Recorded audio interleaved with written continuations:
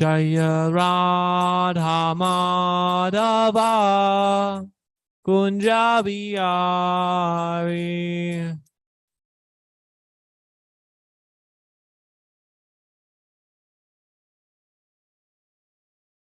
Jaya Radha Madhava Kunja Bihari.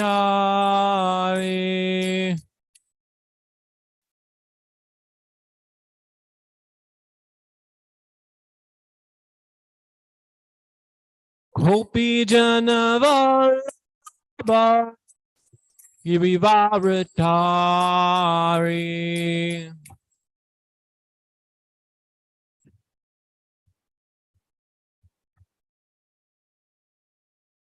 Gopi Janavallabha Girivaratari.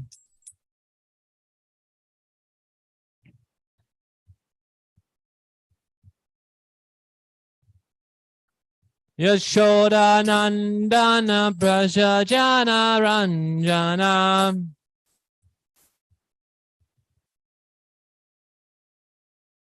Yashoda Nandana Prasajana Ranjana.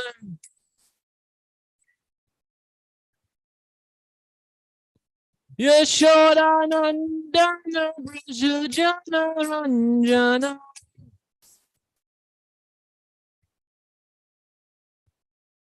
Yamuna Tira Vanachari. Yamuna Tira Vanachari.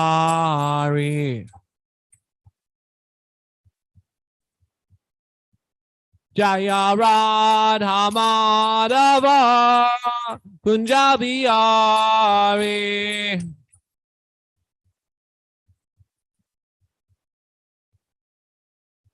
Jaya Radha Madhava Kunja Bihari.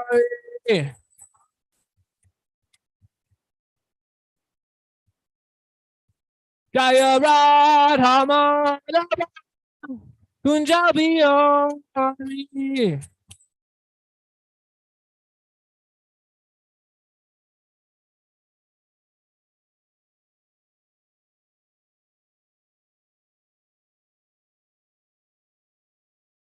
Om Namo Bhagavate Vasudevaya.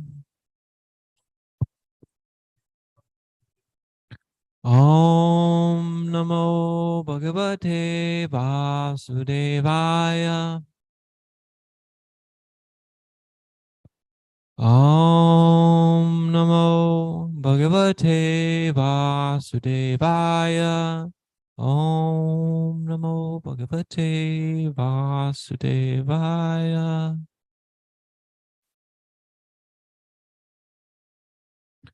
Continuing our reading from Srimad Bhagavatam, second canto, chapter 8. Questions by King Parikshit. Text number 7, I believe.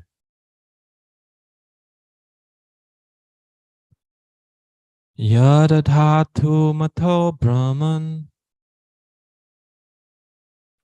Deharambhosya dhatubi Yadrichaya hetuna va Bhavanto janate yatha Yadadhatu mato brahman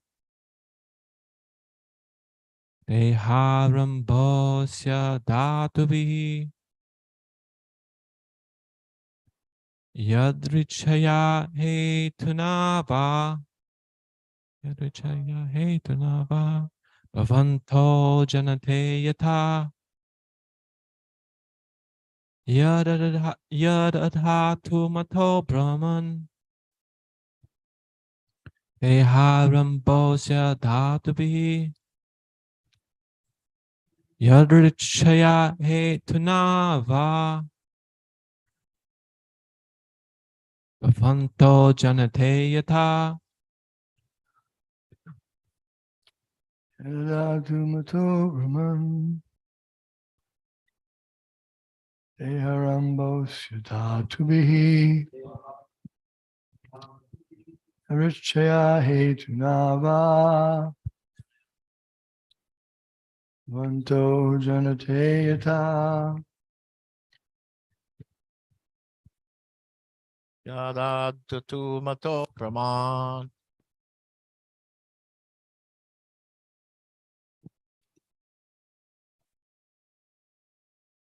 Yadichaya hitu nava.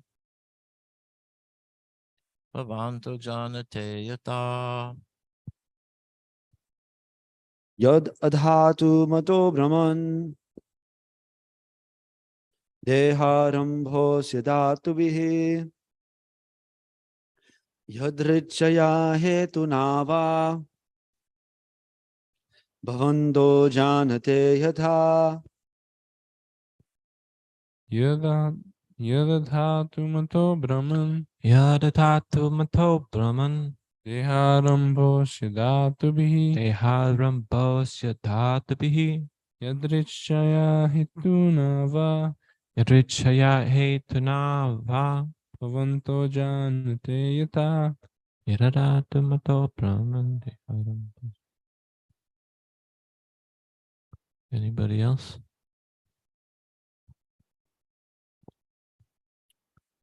Translation, word for word. Yat, as it is. Adhatumata, without being materially constituted. Brahman, O learned Brahmana. Deha, the material body. Arambha, the beginning of. Asya, of the living being. Dhatuvi, by matter. Yadrichaya, without cause, accidental. Hetuna, due to some cause. Va, either. Bhavanta, your good self. Janate, as you may know it.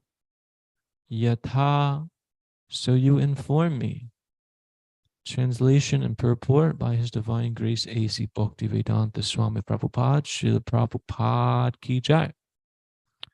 O learned Brahmana, the transcendental spirit soul is different from the material body. Does he acquire the body accidentally or by some cause? Will you kindly explain this, for it is known to you? Report. Maharaj Parikshit, being a typical devotee, is not only satisfied by confirming the importance of hearing the Srimad Bhagavatam from the representative of Brahmaji by disciplic succession, but he is still more anxious to establish the philosophical basis of Srimad Bhagavatam. Srimad Bhagavatam is the science of the Supreme Personality of Godhead, and as such, all questions that may arise in the mind of a serious student must be cleared by the statements of authority. A person on the path of devotional service may inquire from a spiritual master all about the spiritual position of God in the living beings. From the Bhagavad Gita, as well as from the Srimad Bhagavatam, it is known that qualitatively, the Lord and the living beings are one. The living being in the conditioned state of material existence is subjected to many transmigrations by continuous changing of the material body. But what are the causes of the material embodiment of the part and parcel of the Lord? Maharaj Parikshit inquires about this very important matter for the benefit of all classes of candidates on the path of self-realization and devotional service to the Lord. Indirectly, it is confirmed that the Supreme Being, the Lord, makes no such material changes of body. He is spiritually whole, with no difference between his body and his soul.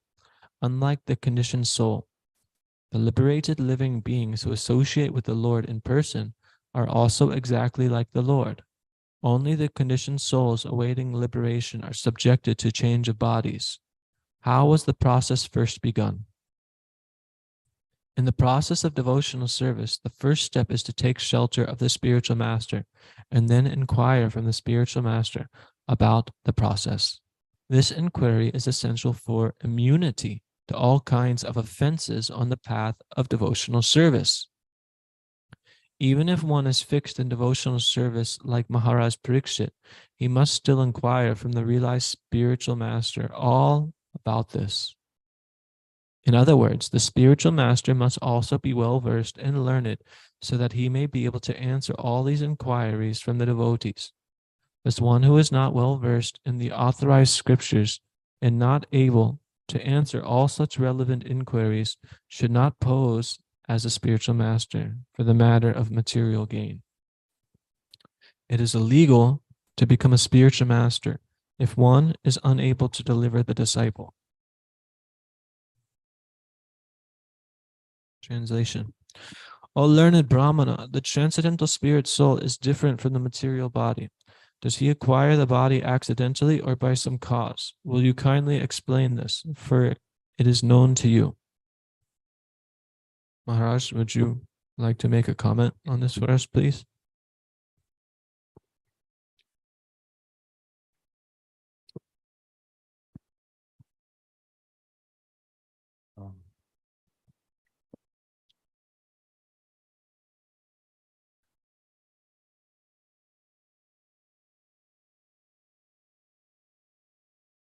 So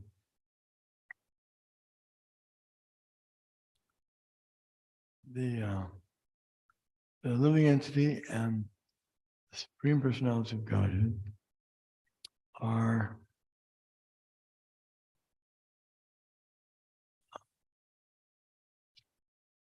qualitatively one. That's very important. That means that they have the same type of existence in that they're both nitya, eternal, nityo nityanam, chetanas, and they're cheta. They're conscious, eternal and conscious, both living entity and the Supreme Lord and the living entities are numerous and the Supreme Lord is one. So qualitatively they're equal, but quantitatively they're not. Just like the drop of water from the ocean is qualitatively one with the ocean, but not quantitatively. It's very important to understand because then it makes it very easy to understand how living entity is transmigrating from body to body. Because he's eternal and conscious, but because he's small, he can become overwhelmed by the material energy, the external energy. He can be bewildered. But the Supreme Lord cannot be bewildered. He's above the three modes of material nature. There was never a time when he was under the modes of material nature. Therefore, those who claim that they're God, and then when asked, how did it happen that you got here in the material world, they say, well, yeah, I got covered over by Maya. That's not God. That's the living entity. Because quantitatively,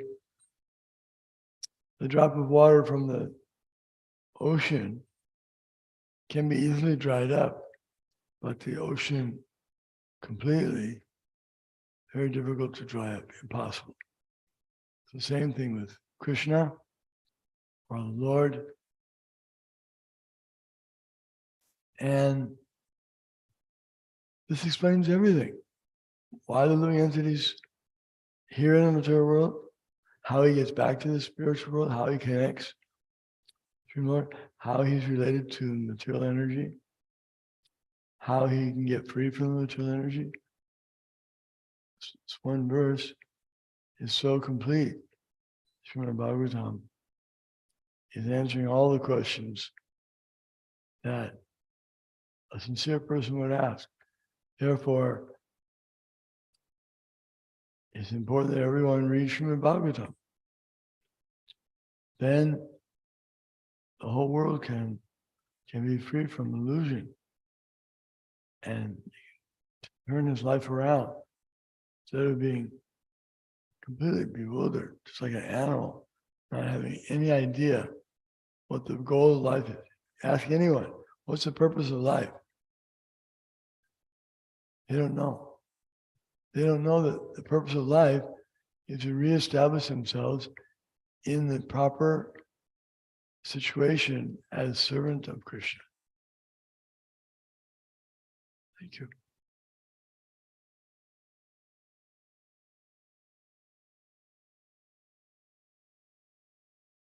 Jai, thank you, Maharaj. So, this shloka is very significant because Maharaj Parikshit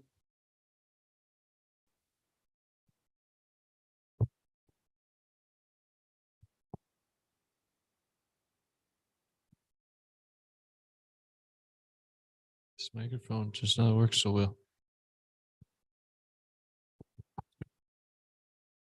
Maharaj Parikshit is inquiring into what he is, what the point of life is. He says, does he acquire the body accidentally or by some cause?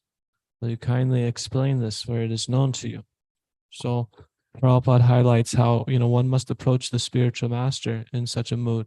And there's a very nice sentence here that Srila Prabhupada used. He said that,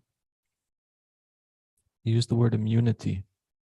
This inquiry for is essential for immunity to all kinds of offenses on the path of devotional service. So yesterday, are you awake? Yesterday we were talking about sincerity on the way to Hari or Sankirtan. You remember this? So I was talking about the root origin of the word sincere, that, back in the day, they would make statues out of marble and granite and these things, and they would have cracks in there sometimes. And to cover the cracks, what would they seal them with? They'd seal them with wax. So it was said that a statue was sincere if it didn't have any wax in there covering these cracks. So we can really view that in terms of what our sincerity is. So we are discussing sincerity. And then this sentence here reminds me of that, because it says this inquiry is essential for immunity to all kinds of offenses. So we're going to commit offenses. We're coming from the conditional background of life. We don't know how to act. We're essentially like animals. Our only interest is eating, sleeping, mating, defending.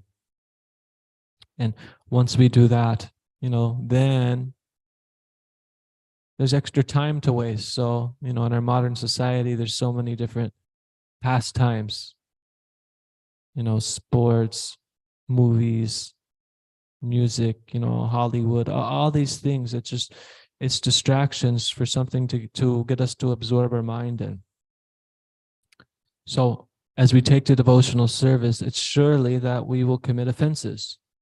So Prabhupada is making the point that we have to inquire into the truth, this subject matter coming from the Srimad Bhagavatam. We have to be honest with where we're at and inquire from the sadhus, the guru, and the shastras, so we can actually understand our situation in life and how to act properly.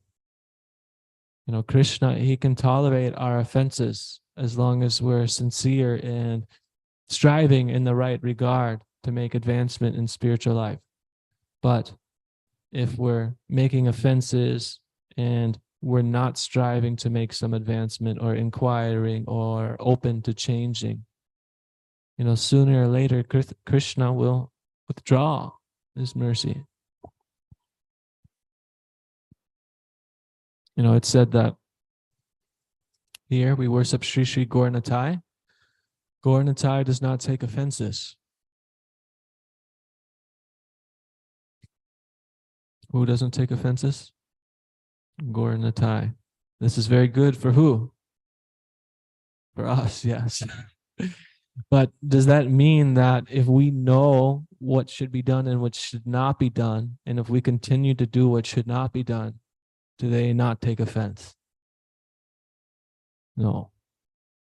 You know, it's said in the Madhurya Kadambini, I like this point, that Vishwanath Chakravarti Thakur, he's talking about that. He's analyzing the offenses, different aparads, and essentially that if a devotee is sincerely endeavoring to chant the holy name, to remember the Lord and perform devotional service all day, then all of his seva aparad will essentially become nullified by trying to chant the holy name with sincerity, with purity. But if one willingly commits these offenses, then it actually constitutes as nama aparad. So, then that will actually take away our taste for chanting the holy name, which is actually our protection from all the offenses that we inevitably commit. There's so many different rules and etiquette and behavior within deity worship. And, Prabhupada, when he was instructing his disciples, they asked him if there's any more rules to follow. And he said, if I told you everything, you'd faint. You can't take everything in overnight. So we're following this movement that's been established by Lord Sri Chaitanya Mahaprabhu.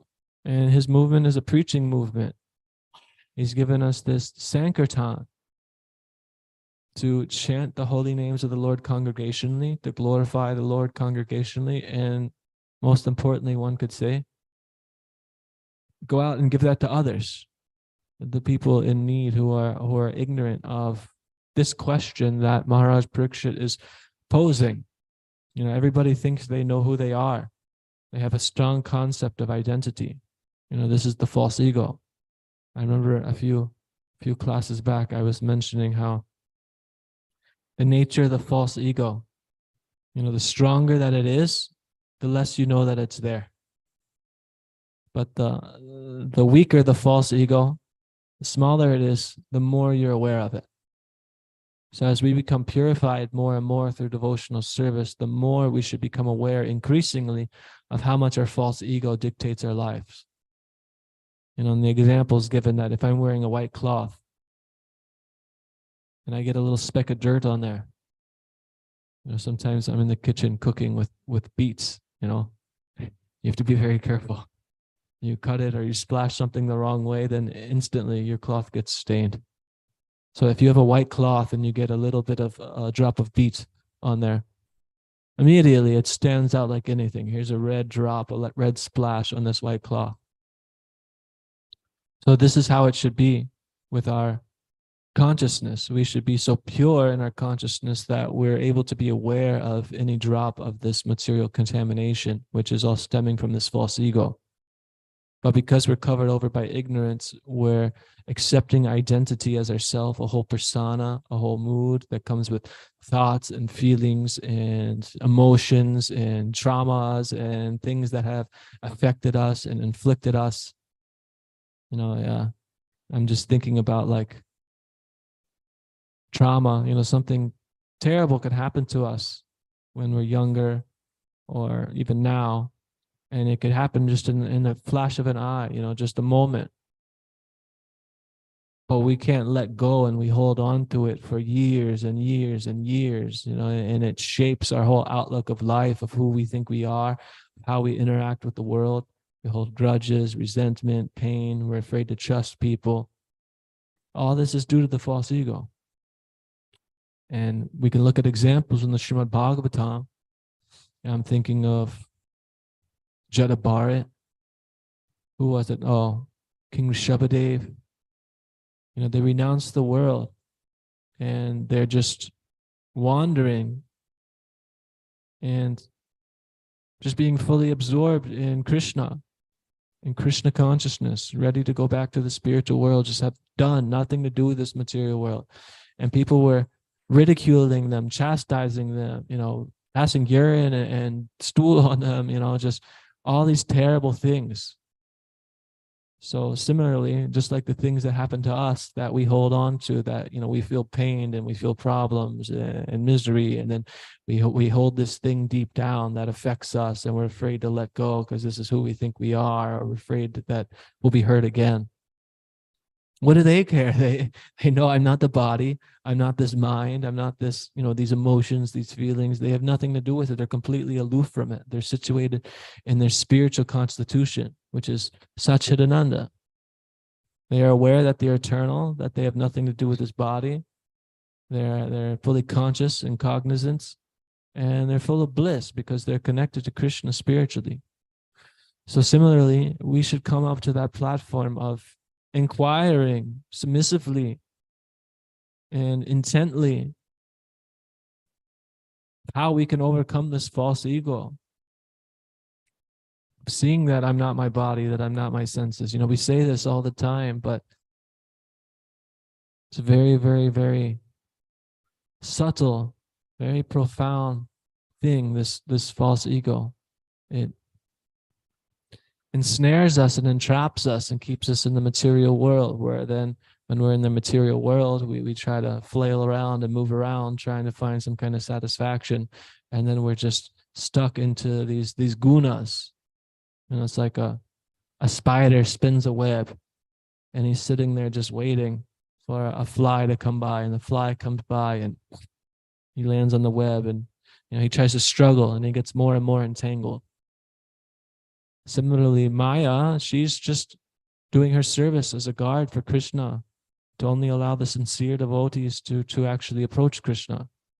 So she's not actively against us, or, you know, trying to keep us here per se.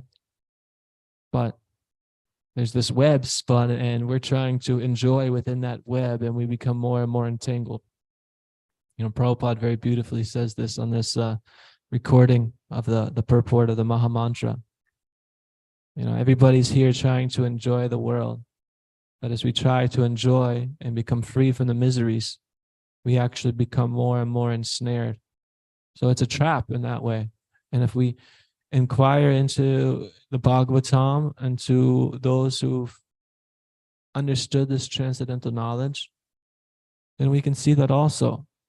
And in the previous text, you know, we were talking the other day, I'll read it again real quick. He says, "O learned Brahmana, the transcendental spirit soul is different." Oh wait, that's what we just read. "A pure devotee of the Lord, whose heart has once been cleansed by the process of devotional service, never relinquishes the lotus feet of the Lord for Krishna, for they fully satisfy him. A traveler is satisfied at home after, as a traveler is satisfied at home after a troubled journey." So we can realize all this about how we're ensnared and entangled in this false ego, in the modes of material nature, and we're just being driven over the course of time. And one may surmise ideas how to end that, which, you know, Maharaj pointed out this question last time, such as, you know, nihilism, voidism. You know, let me just remove myself from the picture, you know, suicide myself from the whole situation. If I have no desires at all, I have no activity, then okay, then I'll be happy because there will be no problems. Or other than that, we could take to an impersonal conception of the Lord. Okay, I like chanting, I like, you know, doing yoga and these practices, but, you know, I don't so much like serving. What do I get out of it? I want something in return. I could do some activity that I want to do to attain pleasure in this way. And people take to this kind of philosophy.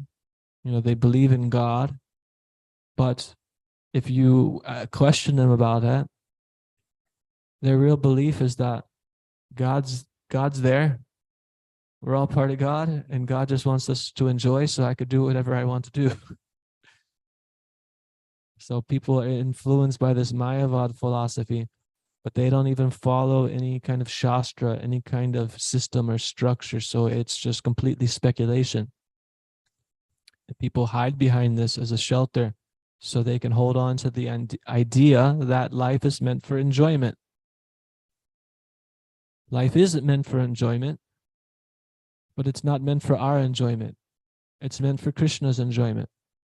And if we're actually bringing Krishna pleasure and helping him enjoy, then naturally we enjoy a million more times than we could on our own. And this is something that we can't gain through reading in a book or even hearing. You have to hear it and you have to read it and you have to put it into practice. And by putting it into practice, then you get results. Krishna reciprocates with you. But because we're still conditioned and we have this false ego, then our limitations will come up time and time again. And what happens when these limitations come? We have two choices. We could choose to take shelter of Maya, or we could choose to take shelter of Krishna. Either way, we're a servant. No matter what we do, we're always going to serve. We can either serve Krishna directly through his material energy, or we can either serve Krishna directly, personally, rendering devotional service unto him through the teachings and examples given by the acharyas.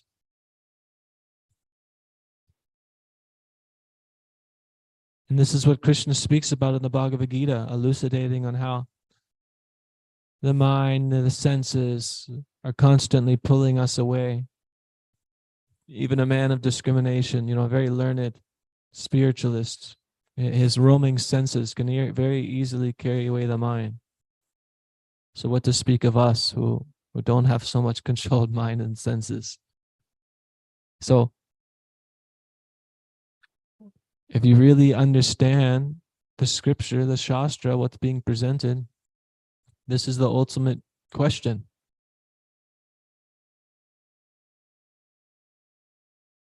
Should I serve the material energy and try to become happy within this web, this network of illusion, which just creates more suffering and more problems, more misery, more pain? Or do I serve Krishna and enjoy?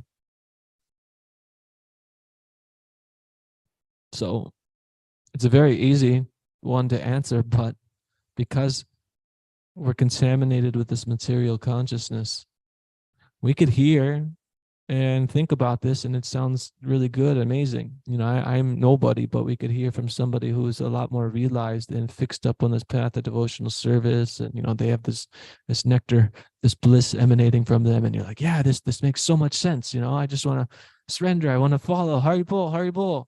But then we walk away and then the mind starts spinning.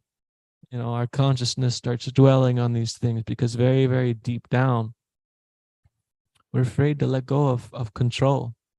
We're trying to control everything around us, control our relationships, control our senses, control our mind, control our lifestyle, our environment.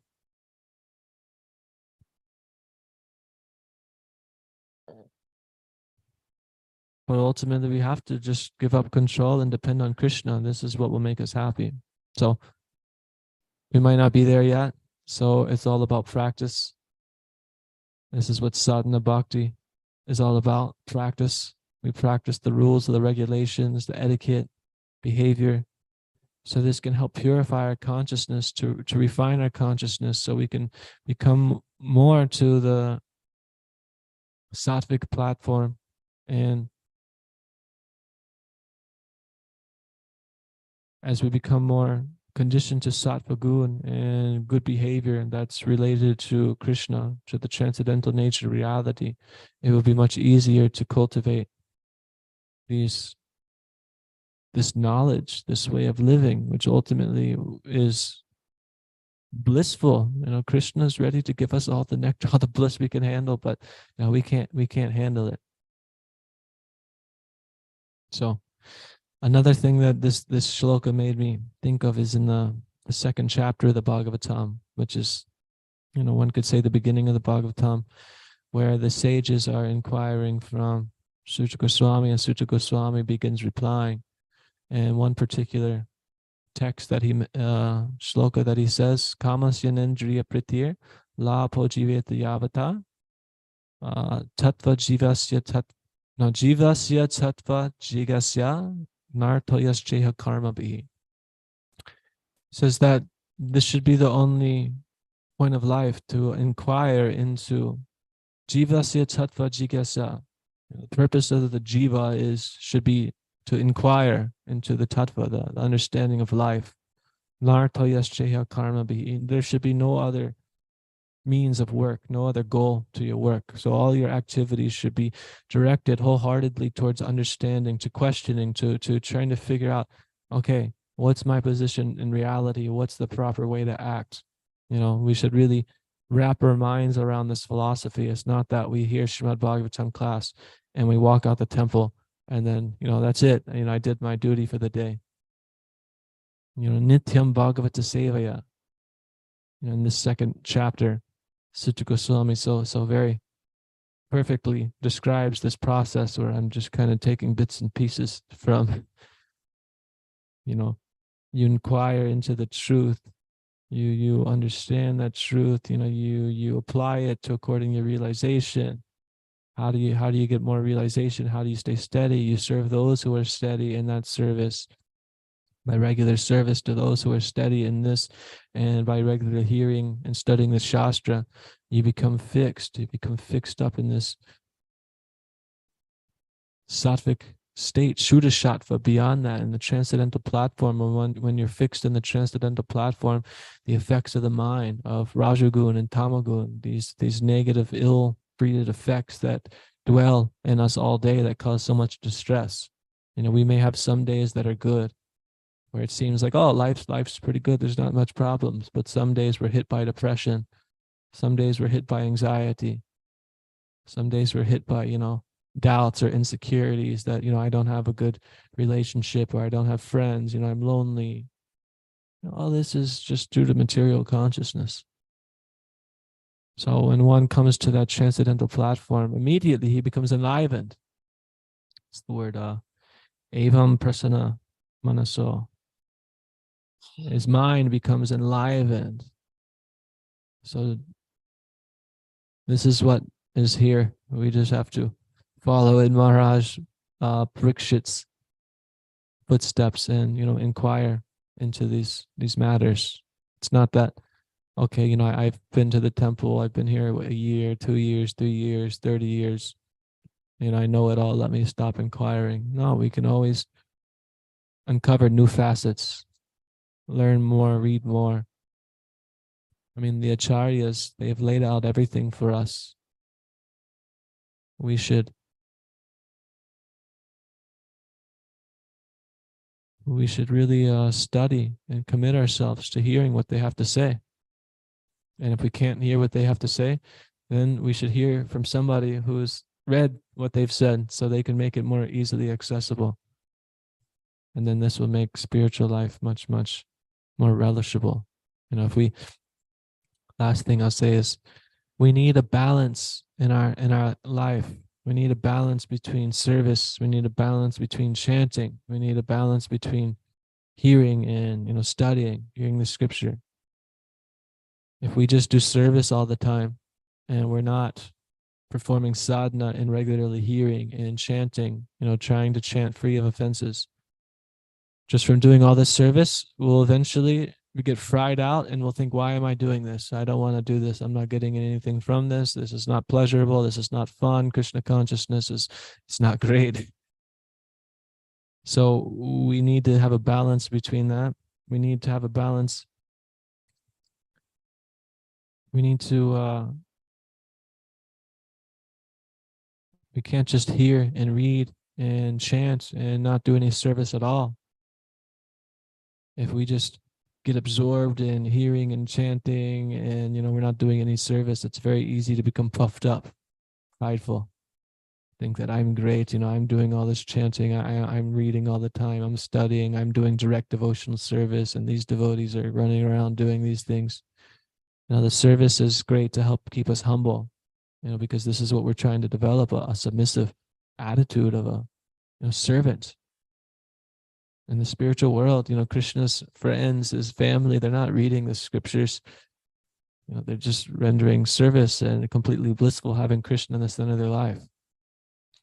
And if we're just doing chanting, if we're just reading and studying and we're just doing service and no chanting, spiritual life's impossible. You can't make it at all. Chanting is the essence. It's directly associating with the Lord through his holy name.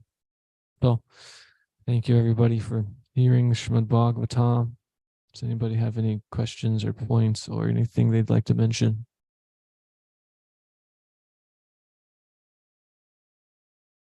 Srimad Bhagavatam ki jai, Srila Prabhupada ki jai, Shri Gaura Nitai ki jai. Anja Kapatarubhyas Chakripasa Niveva Chapatitanam Pavani Vaishnavebhyo Namo Namah.